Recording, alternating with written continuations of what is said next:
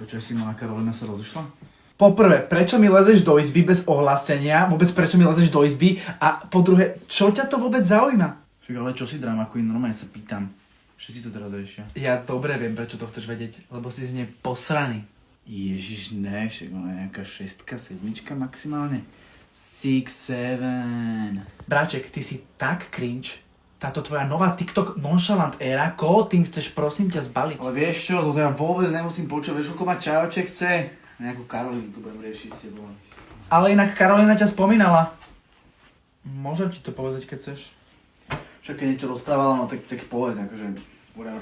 No, hovorila, že si jedinečný, taký nezabudnutelný. No a ešte mi vlastne povedala, že keď ste sa minule rozprávali, tak bola trošku v strese, lebo ti smrdelo z úst a bol si po pote celý smradlavý, jak čpavok. Tak prosím ťa, rob ty niečo, lebo robíš aj mne hambu. Tak toto nebudem počúvať, úplne rovnaké ste obidve, vidno, že ste kamarátky. A dvere! Ty zátvor. Idiot. Ty sa sprchuješ?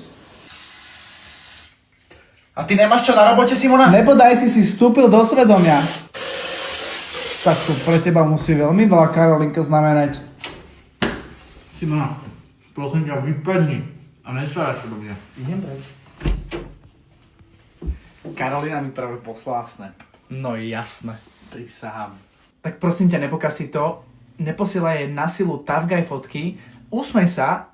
Máš pekne umyté, biele, čisté zuby. To chcú vidieť baby, normálneho chalana, nie dubajského podnikateľa. Dobre.